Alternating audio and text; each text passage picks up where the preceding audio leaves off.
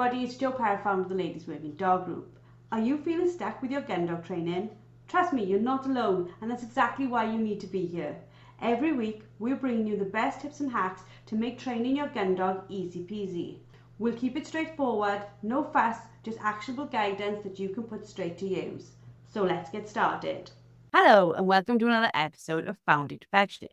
This week we're going to be chatting all about the highlights from our first ever LWDG weekend event. Joining me for this chat is our group experts, Gemma Martin, Claire Denia and Samantha Taylor.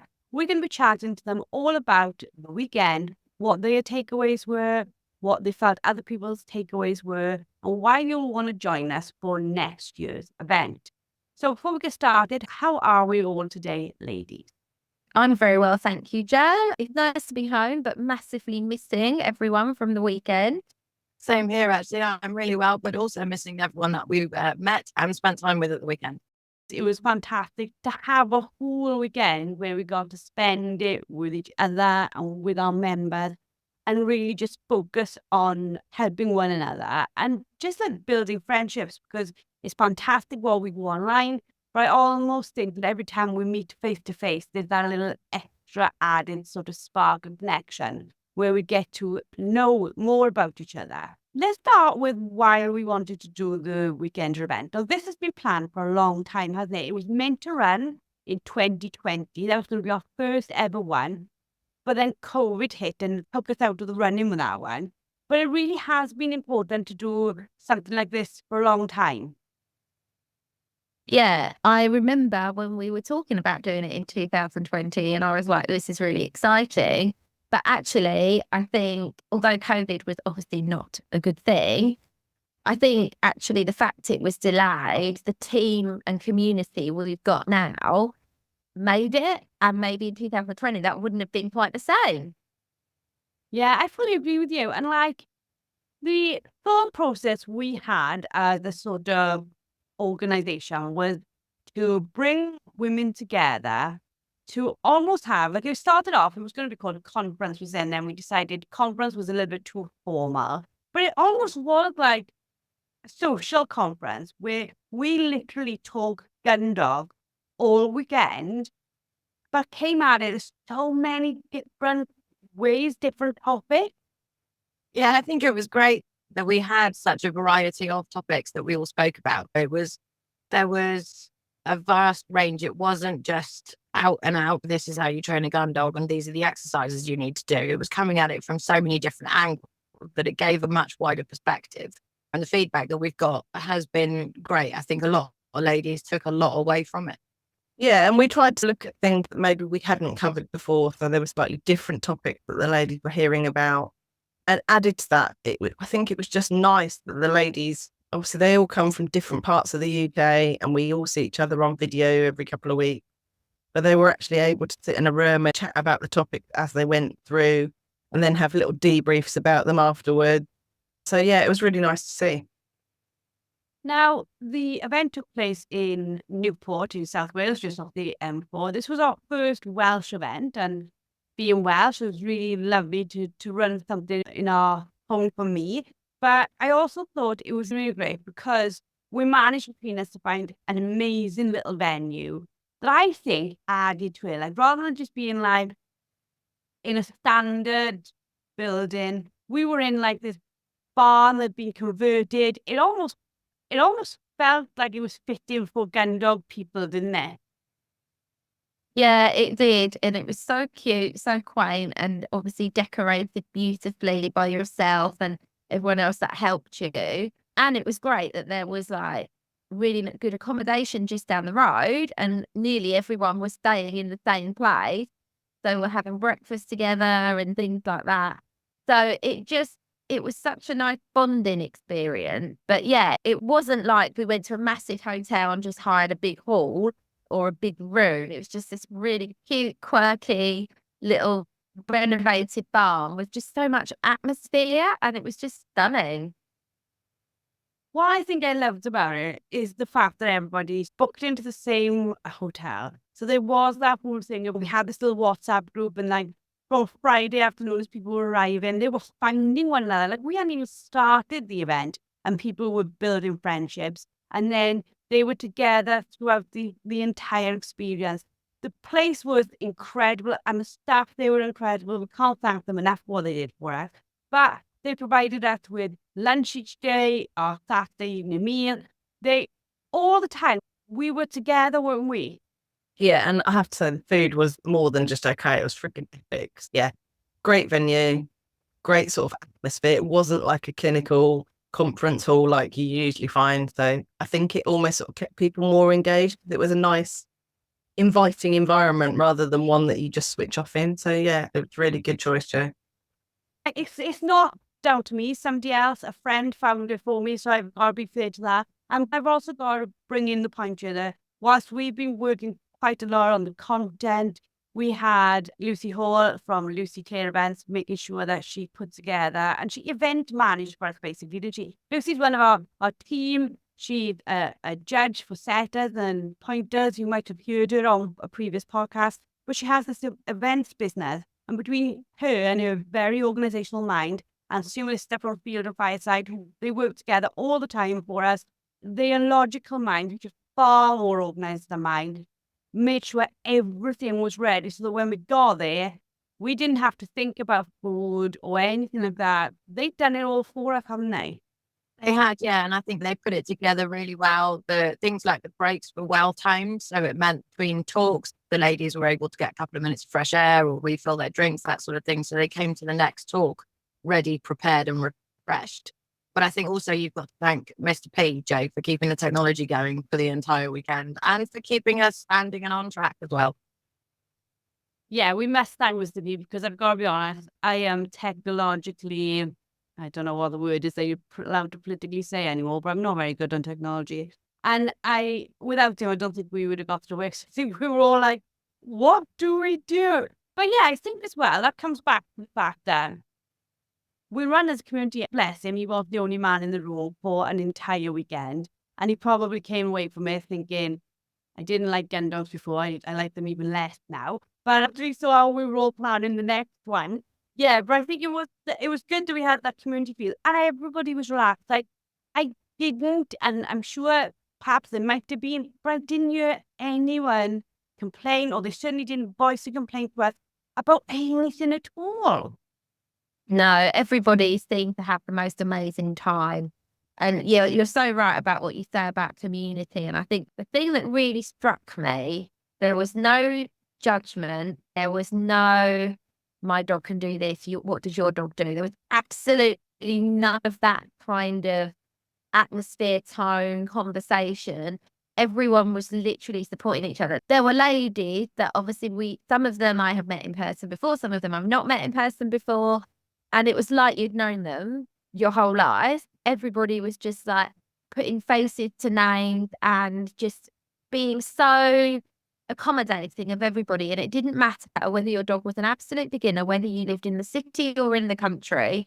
None of that mattered. Everyone was just like there to learn and to help create this amazing community, which it just felt like it was a massive extension of what the LWDG is, didn't it? It just felt like we went from being this online community to a real in-person community. And I think the events we've done, the training days and weekends we've done this year have aided that, because some of the ladies had met on some of the training days, which was really lovely, because then they were sharing stories about what they've been doing since they were on training days or training weekend.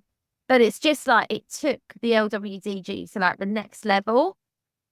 And even us being together, we did that live Q&A with the three of us sitting together. And despite us doing that every 2 weeks on a video, it was so much different and we could bounce off each other better and almost demo things together, which we did. So it was just not, it just evolved even more from what we normally do. So it was lovely. You guys doing the live Q&A together, the Ask Attending, was brilliant. And the fact that we could live stream that into our society members group. So even though there were people who weren't at the event, we managed to include them through that. Charlotte doing the social media, asking questions into the group all the time. Even if you weren't there, that you probably felt like you were part of it, which was really important to us. But watching you guys like literally doing after attending together, like when we do it online, we have to wait for the other to talk with not virtual pauses, but there's online pauses in there when you like go from one person to the next, etc.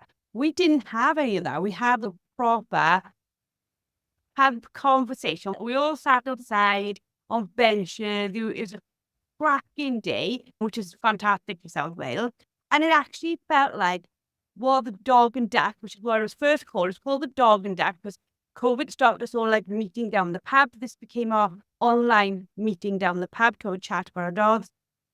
The weekend, we finally did that. We like literally chatted down the pub together about our dog things. I thought it was sensational. It was like really good fun. Did you guys all enjoy being able to like just interact face to face?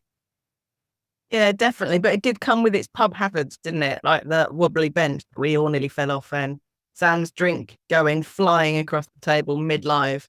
I just got a bit enthusiastic about dogs, that's all. You guys tell me it was me. It made it being down the pub. Was that laughing and that joking, and all the other ladies were sitting on benches together and talking, and people online were sending us questions and we could answer them, and people sitting in front of us were asking questions and we could answer them. I just felt like we've always felt like community, but that hour was incredibly special. It felt incredibly interactive and relaxed. We always bounce off of each other really well anyway, but I just felt doing it in person, it was so much easier to literally bounce off of each other at time and to get the conversation more as a conversation because we were just vibing off of each other. I don't know if that's the right word, but it's how it felt. It felt like we were vibing off of each other and like then getting up and doing silly demos with one of us pretending to be dog and the other one. And that just created a little bit more fun and humour to it as well. Because some of them were serious topics, but we still managed to keep it quite light-hearted and keep everybody kind of smiling and laughing their way through it. It was brilliant fun. So good fun. For me, like we started the whole weekend with a mindset presentation from myself about if I am the problem, I am also the solution. And not from a negative point of, oh my God, it's me ruining my dog, but from the fact of, if I've got this problem in front of me, I can also have the ability to find the solution. And we started off again with that. And I think all the way through each of the presentations, that theme remained because they would give you their problems and then you would give them solutions and have them find the solution for their dog. And even in the Ask Anything, they were part of that. They were sharing with you where they were stuck, and instantly we were like, you fix it like this, you fix it like this, you fix it like this.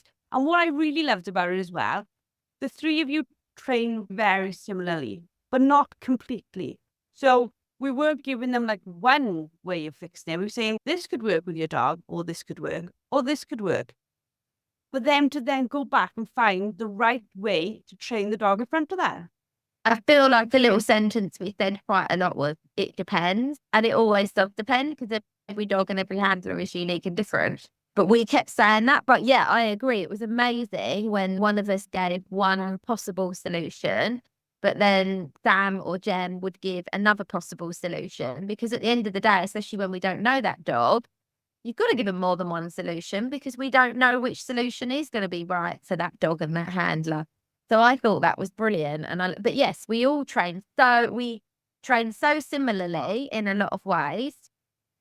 And we massively complement each other, but we also each bring something slightly different and unique to the table, which gives a lot more, I think, opportunity and a lot more choice for handlers in what they believe might work better for their dog. And if that doesn't work, they can try one of the other ideas. I also liked the fact it was difficult at the beginning when we were planning logistics because we had ladies come in without their dogs. And all our training events are pretty much sold out as soon as we put them up for our members. They never get out to the general public. We just sell out straight away. And I thought, this is our first non-dog event. We didn't know how it was going to go. And coming away from it on reflection, I think it went really well because instead of the ladies having to try to focus on what we were going through with them, perhaps have a dog at their feet that they would try and keep settled for 2 days, which is a long day for any dog to settle, or running off to do dog breaks, dog walks, dog weaves, all those type of things in between. They stayed together as a group. They would learn about a topic, they would ask questions, and then I would almost see as soon as we finished that presentation and had a little break for like teas and coffees and biscuits, they would still keep that conversation going on the table and get our peer input on that sort of topic as well. Yeah, and I think instantly, as soon as you've got your dog there, you almost have this added anxiety of how your dog's going to behave. Are they going to behave themselves in front of people? And of course, nobody's going to care. But that's always going to be in the back of your mind going, oh, I hope they don't embarrass me. I hope they don't do this. Or I better go and make sure they've got water. So it does take your mind away from what you're actually there to be listening to. So I think it was beneficial for the ladies to just have a bit of downtime, have a bit of respite from their dogs and just chat with friends. Yeah, because I think if you come there and you're frustrated with your dog, we gave them an entire 48 hours to decompress their problems with their dog, think about ways forward, think about the ways they could solve it. So they didn't feel helpless with it or confused or overwhelmed. They all had notebooks. They were all taking notes of ways they could move their dogs forward once they got home. And because they weren't there, they didn't think, oh, I'll go outside and try this now. They gave themselves enough time to take on board more than one topic. So, for example, they might have thought, I will do A after we'd done presentation 1, but then we'd done presentation 3. They were like, okay, this is my plan from this morning, but I'm going to add in these other bits. And I think that gave them loads of space to come up with a really, not such a cohesive plan, but a plan based on a broad range of input rather than like a knee-jerk reaction to something. I think it did. It gave them that headspace, like you say, to just not have that added anxiety of, has my dog got water? I need to let it out for a wee. Is it settled where I've left it, where I've put it? And it gave them time to properly think in depth. And then obviously for those that were really missing their dogs, we had the dummy throwing competition anyway, which I have to add actually only worked for me when I put my added imaginary dog in there. It meant that we could practice something else that was dog related and imagine that we were throwing dummies for our dog whilst we were doing it. The dummy throwing competition was great because I also think sometimes, like even that skill, we don't even realize the things that we can go out and do that's dog related without our dogs. Like how many of us tried to throw dummies and we're like, oh, that's not where I wanted to put it for the dog. But then how many of us have thought, I tell you what, I'll go out and practice throwing dummies today without the dog. And I just thought it was a bit of fun. It was a bit of activity because we all know what it's like. When people are giving us a lot of information, we sit in, we write in, we're taking notes. It's nice to get up, stretch ourselves, do something a little different. So yeah, I think that went fabulously. And Sam, I think you were the only person who hit the target every single time, weren't you? I know I missed it on the practice run, and then that was when I decided I needed the imaginary dog, and it went okay from there. Let's talk about the sessions we did, because people might think, what could you guys talk about? You talk about loads of stuff on the podcast. You've done loads of masterclasses, members. We talk on anything. We pretty much, if you need to fix it with a gun dog, we've got a video somewhere or a podcast somewhere that tells you how to fix it. Without a doubt, we are probably one of the biggest gun dog video encyclopedias there are out there. But what did you guys bring to your presentations? You thought actually, because you all brought something unique that we hadn't covered in that way before? I talked about steadiness, self-control, but how to get that without losing drive in the gun dog. And yes, I've done a masterclass on steadiness, and in the Hot Mess Handler, we've got a self-control and steadiness element. But I wanted to put a different twist on it that we hadn't covered before, because some of the most common questions that we get are always related to what's going on with the dog in the space of the handler, whether that be the steadiness or the heel work, how the dog's behaving in the space of the handler. And a lot of the time it's quite messy. So the dog might have quite good technical skills at hunting or at retrieving, but the little bit around the handler is often the bit that's not given enough attention to and can be quite messy. And the spin that I put on it was actually to do with how to not create conflict in the dog in that heel position when you're doing steadiness training, by perhaps the messages you're giving your dog in the steadiness training. So we talked about the damage that you can do through overcorrection, because if you think about it, when you're teaching a dog to be steady to throwing dummies, to be steady to dogs going past, to be steady to shot, the dog is always in that heel position. And a lot of people really struggle with heel work in general and keeping the dog close. And I wanted to put a spin on it about making sure you're not creating conflict for the dog in the heel position by overcorrecting the dog in that position. Because a lot of the time, heel work, we have to look at the relationship, but the dog is in heel when we're doing steadiness training. So what I was educating on was more about how to put a lid on the dog's drive to prevent unwanted behaviours that are a result of the dog kind of having a lack of self-control when you're trying to train steadiness. So putting a lid on it so the dog is simmering away, still highly driven, still highly motivated, but without the symptom of a lack of self-control. So like you're whining, you're lunging, barking, yipping, shuffling forward, all of those things that are a symptom of a dog that lacks self-control that we very often see in steadiness. How to teach the dog how to come up and down through arousal levels, how to teach the dog to keep the drive, but keep a little lid on it, simmering away, so that when you either cast the dog off to hand or cast them off to retrieve, the dog still does that with drive, with power, with desire, and that you haven't squashed that when you're teaching the steadiness. Yeah, so I wanted to do something that we hadn't massively covered before, because a lot of the ladies' dogs aren't purely working dogs that live in kennels and just do a job. They're mainly pet dogs that also have to be this dual purpose pet that goes out with them and does fun pet dog stuff. I wanted to look at ways that the ladies could get out with their dogs but still maintain that engagement and bubble, as I call it, around them when they're walking and just having downtime with their dogs. So we spoke about allowing the dogs free time within boundaries, building that engagement, doing sort of breed specific and drive specific stuff to help build that bond with your dog, so that you're doing something you both enjoy rather than constantly being this nag saying, don't do that, don't get your nose down, don't go in that bush, don't do this. Because Claire just touched on, we cause a lot of conflict with our dog, and then that engagement just disappears because the dog doesn't want to be with us, really. So we spoke a lot about that, and actually it tied in quite well with Claire's talk about the steadiness and self-control, because it's about building that bond, building that engagement, and also building that self-control in your dog. But yeah, I had fun chatting about something different.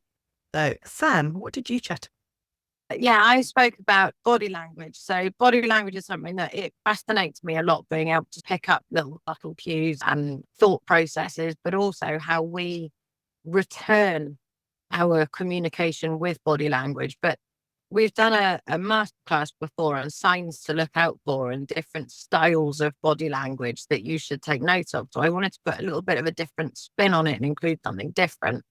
So I went back to our ancestors basically and how they initially would have used body language to start creating the breeds that we've got today. They'd have looked at the strengths and the weaknesses within certain dogs and then, well, like I say, created the breeds. I looked into how the dog's brain function is a huge attribute to body language and how they read it and how they use it. And little things like the way we look, the way we speak, the way we're dressed, all that can make a massive difference. So rather than it being, if you're looking at a dog and you can see the whites of its eyes and it's lip licking and its ears are slightly back. You see, that's when people say body language, that's probably the first thing that comes to mind, because they go, that's how you look for a nervous dog. But I didn't want it to be just about those little behaviors or signs that you look for, and more about the picture as a whole, and then how to use it and how to read it, how to act on it, and how to use it to be beneficial to then bring in this sort of brilliant partnership between you and your canine friend that you can just keep using and keep progressing and keep fulfilling this mutual bond moving forwards.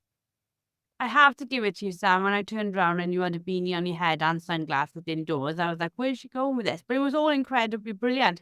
And what I did like as well, I loved all your presentations. One of the things that I noted from Sam's as well is people who then we talk about opening up and feeling like you're in a non-judgmental space.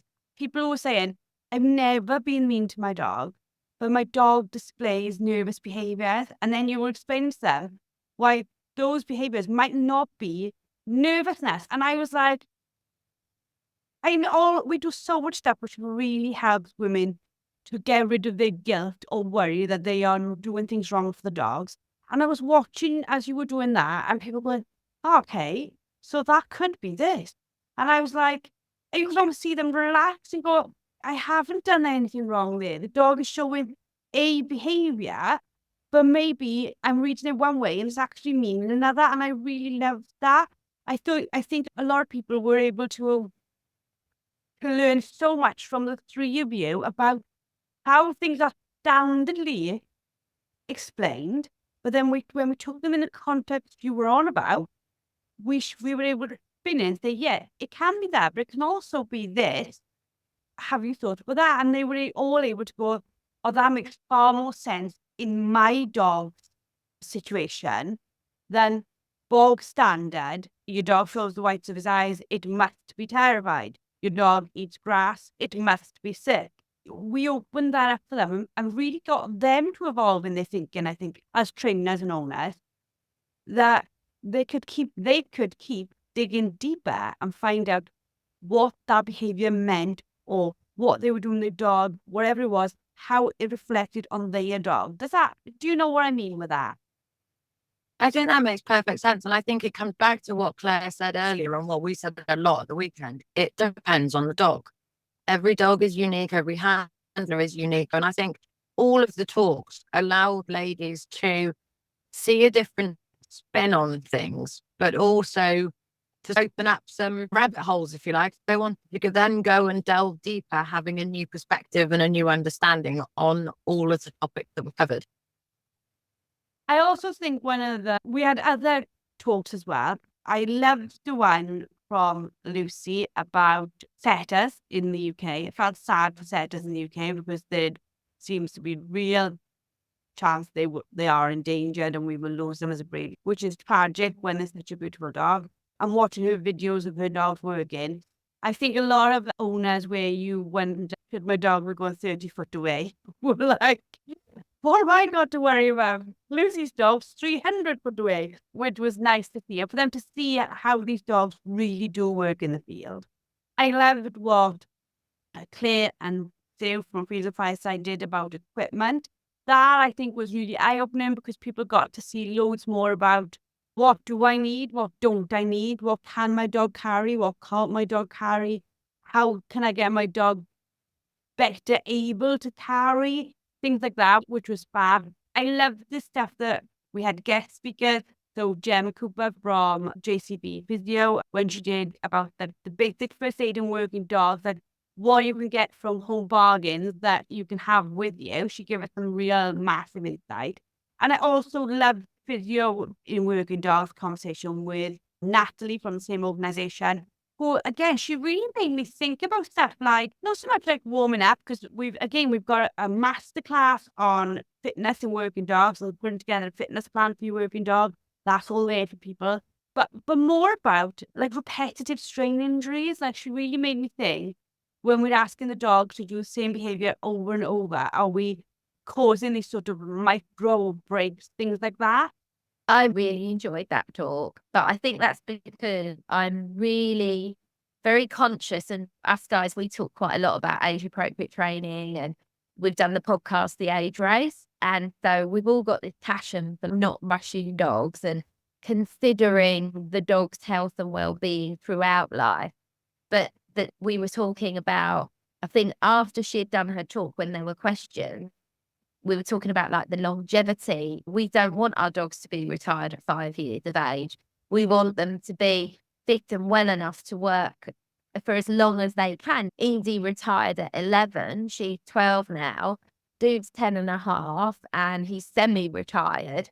But if we maybe hadn't or considered all of those kind of aspects and looked after their health holistically, so looking at them not just through fitness, but also health and diet, which obviously Charlotte gave us an insight into, but also how we can keep them from injury, how we can prevent injury, how we can deal with injury, and all of those things, we're able to have these dogs that can work probably far longer into their life than maybe some other folks who take their dogs out very young, very early, don't consider the holistic approach and well-being of that dog, because some of those dogs retire when they're 5, 6 years old.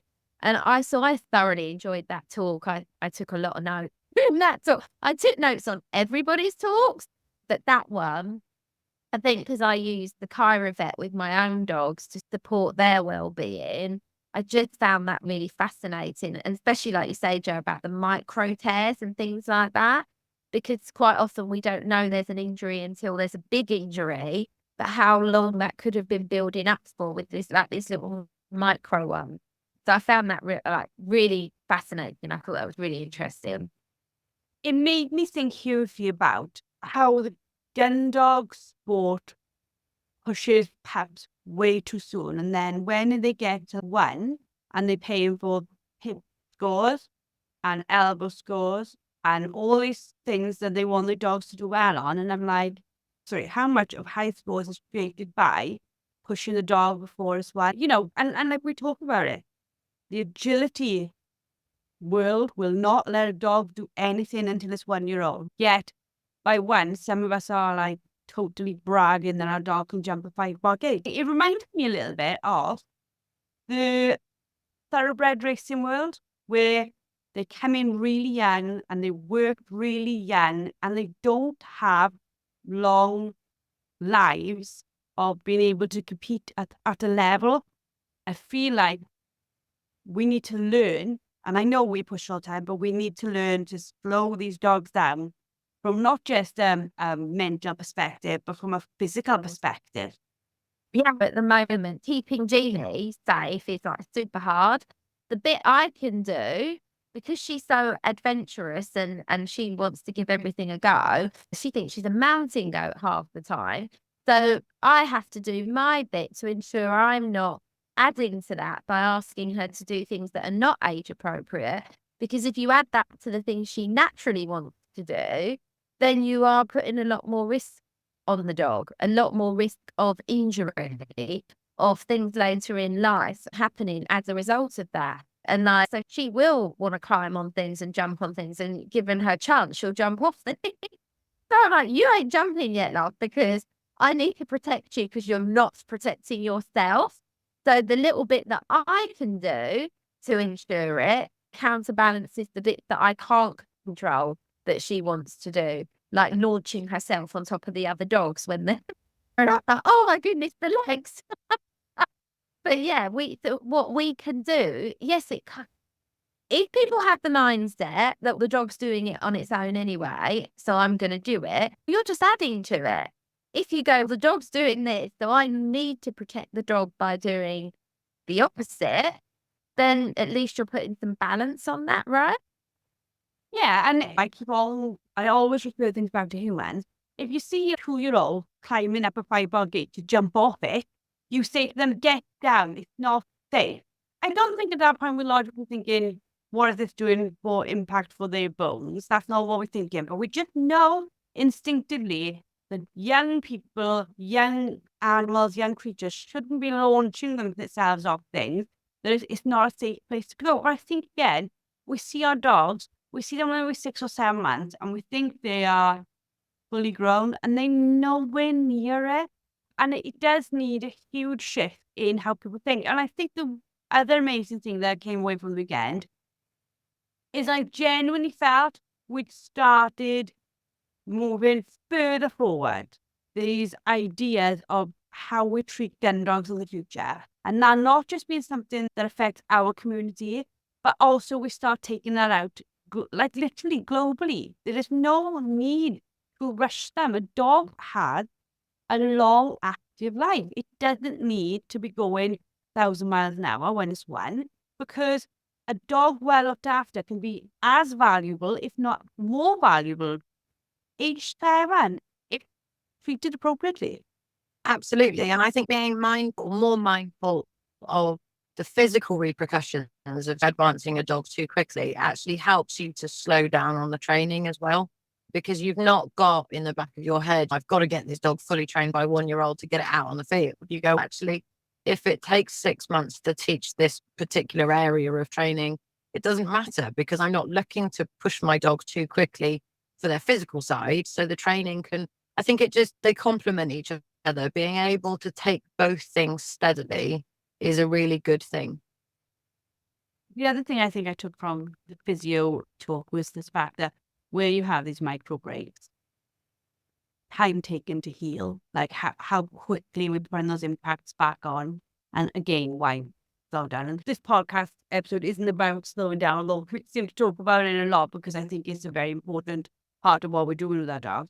But I think if we understand a little bit more about the science, we are far quicker put those things in place, because we're like, hold on, this isn't just about what looks good or vanity metric or anything like that. This is about what's mentally and physically better for my dog. And if you think, for example, for sort of a Labrador sized dog, their bones and growth plates and the muscles surrounding them are not going to be fully formed until that dog's around 18 months old-ish, a rough guy. So if you've got that sort of 9-10-month-old Labrador jumping high jumps and twisting repeatedly on outs and backs, and then their little legs are not fully formed yet, when you think about that, it makes you feel a little bit sick, or it makes us feel a little bit queasy, because I'm like, this is going to impact this dog. So we've got to slow it down. So with little Jeannie at the minute, she's 6 months. It's a lot of straight line, strengthening her core, trying to get her movement nice and fluid and straight, because she's a gangly little thing at the minute. Her legs look like octopus's legs at the minute. So everything we can do to make her straight and strong is so important. I don't want to do things that are going to add to the craziness that she already does of her own accord. I can't stop her being crazy, because that's just her nature. So I just have to do what I can through training and management to protect her.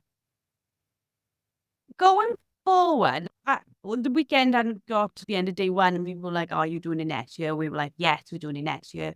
We've already decided it's definitely going ahead next year. It's definitely going ahead the same weekend next year.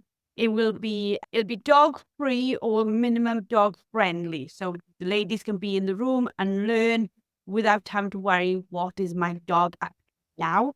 Jen, you were fantastic all weekend. You took loads and loads of photos, which are so beautiful. It's so lovely to capture the feeling of the event. But you also did the video at the end, like participant feedback. How do you, once you talk to them all, what do you think their biggest takeaways were when you were talking to them? I think that's what made it so nice. I think everyone had different little takeaways from the weekend, but they all had the general theme of how nice it was to be in a room full of supportive women, talking to each other, making friends, and just be sociable with people that have got really similar interests, even though they come from vastly different backgrounds. So yeah, I don't think there was a massive theme other than the social side of it and how much they'd enjoyed learning, that everyone took lots of different things away. I think we can all say, and be all very proud of, we started this theme of, if I am the problem, I'm also the solution. And by this Sunday, when we closed, they all felt really strongly empowered that they could go back and continue to maybe fix what they felt was a problem with their dog or develop their dog on further. And for me, that was incredibly inspiring. And to see how many people were like messaging us who hadn't been this year, I'm in next year, I want to see next year. Because this really was, I believe, the only type of event of this kind ever. Yeah, I think definitely it's probably the first women's only training like conference/weekender thing. And I think that's what made it really special as well, because obviously the ladies know each other from the group online and they've seen each other on Dog and Duck and things. But suddenly they were all able to be in the same room and hear each other's struggles and support each other, saying, oh, that happens to me too. And just be there for each other. It was really nice. So just wrap up this podcast, which we thought was going to be a really quick podcast, and yet again we're like an hour into it. But it was really valuable, and it has been worth our time to go through what an incredible weekend to us. For you three, what would you like to convey to people who couldn't come this time? Personally, for me, online obviously gives you so much support that you wouldn't have if you didn't have that. But that in person, getting to know people, the face-to-face, the support, the learning, you can't beat that. And it is different. It did feel different. Even though we were doing a live Q&A that we do every fortnight virtually, doing that live Q&A in person felt different. I think what you take on board, and the fact that after the talks, after every single talk, the ladies had the opportunity to ask questions.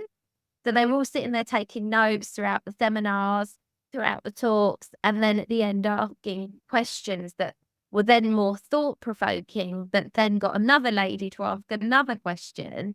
And so that side of it, that kind of everyone bouncing off of each other and learning through each other's experience. What we as an organisation provide online is extraordinary. It really is. But the in-person version of it was just mind-blowing. I completely agree. And I think for anyone that's thinking, oh, I wasn't sure whether I wanted to go and that sort of thing, I think the feedback itself says absolutely you did. We all missed you. We wish that you could have been there. Some people obviously said, oh, I'm really sorry, I can't make the drive, or I can't get anyone to look after the dog or anything like that. But I think what Claire said, it's so much more personal, and confidence brings more confidence. Someone asked a question, and like Claire said, so someone else then thinks of another question. And it's a whole weekend, so you almost get immersed in it. You don't have to dip in for half an hour to watch something and go, oh, yeah, no, I need to remember that. You can fully immerse yourself in all the talks and the information that you're getting. Have a bit of downtime, and then in the evening, you can chill out with all the new ladies that you've met and follow on discussions. I know we had a bit of a laugh every evening, didn't we? It was really good. And I think if you're on the fence about doing it next year, then jump off and jump in. I think we've probably already sold out next year's without even putting the tickets up. It really does feel like that. And the feedback that's been put up on our highlights on Instagram at Ladies Working Dogs, the feedback that's been shared in the group, we haven't even sent out the official feedback forms yet, and it's been absolutely amazing. I do want to give big thanks to the people who supported our goodie bags now. We had leads and we had dummies from Sporting Saint. We put in dummies. Acme put in whistles for us all. Two put in from Field and Fireside, loads of goodies. We had Howard giving us these fantastic car sprays and room sprays that just eliminate dog smell. I'm trying to think what else was in them. There was lunch bags. There was for our VIPs. We had Magic Month planners. We had Quick Fire planners. They really were amazing goodie bags. Just trying to pick the natural food, put in samples of their food for us, and charted the understanding the brand label, talk with us, which was incredible. And I think the ladies took forward from that. I'm just trying to think, have I missed anything, girls, that was in those bags? I don't think I have I? I think so. I'm thinking it through in my head. There was then barrels were like rammed. They were like overflowing with gifts. Yeah, and I thought that was something I really appreciate the people who gave to make sure those bags were like that, because leads, dummies, whistles, they're not cheap. They're really lovely things. Big, massive crunch bags with enough treats to probably keep you going for 6 months. They were massive stuff and super putting them all together to us. It just meant that when people walked in the room, there were notebooks out. There was everything up. There was everything there that this person needed to feel like the love that we feel for them, the love that we have for our community, and how much people want to support them, whether they're in or not in the room. The companies still want to support those women in having a fantastic time with their dogs. Of course, we ended the weekend with a surprise announcement, which is still going to be a surprise. It's still top secret, only known by those in the room until the 1st of July, when we'll be announcing it to the world. But also, I think as well, we ended where pretty much all of us were in tears. And that was quite nice because you could see what I think sometimes you can't see online, which is we really truly are a community, aren't we? We are friends. And anyone who wants to join us becomes a friend. I think we all had a little blubbing moment at the end. It was that overwhelming. It was such an amazing weekend, and it came to an end, and it was like, oh, good luck. But yeah, every time I looked at Sam or Jeb and then you, everyone had tears in their eyes. I was like, this is ridiculous. I can't stop crying now. And everyone else, oh yeah. Oh, we have to give another big thanks to you guys because, and obviously to Lucy and Sue and to Charlotte and to Mr. B, because you gave up an entire weekend to spend it with us. And we all have busy lives. We all have busy businesses. And it did mean the world to me that you were there for the first one. You were always there for our community. You never faltered. But it was really lovely to have this entire weekend where I got from personal point to spend the weekend with you three. I can't even think of another time that all of us have been together for that amount of time. I don't think there is there. We've not had that because we all met online. We became best friends online. So it was lovely for us to just spend the time with each other. So yeah, big massive thank you to you guys. Big thank you to your other half and to your organizations for letting you go to us for a weekend because it meant that they lost you for a weekend. But we do massively appreciate it. If you are thinking of becoming a member, please visit us on www.ladiesworkingdogroup.com. We are here to help you at any time. There is no such thing as a stupid question. The lovely experts who have chatted to you today and on all our other podcasts will always be there for you to help you, as will our community. If you are one of those people who gave, who helped, we massively thank you.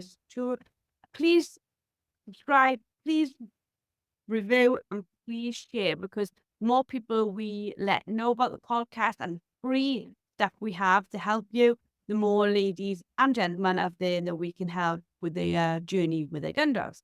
That's all for this week. We hope you've enjoyed, and we'll speak to you all about another topic next week. That's it for today's episode. A massive thank you for tuning in. Don't forget to head over to the LWDG and sign up for our membership.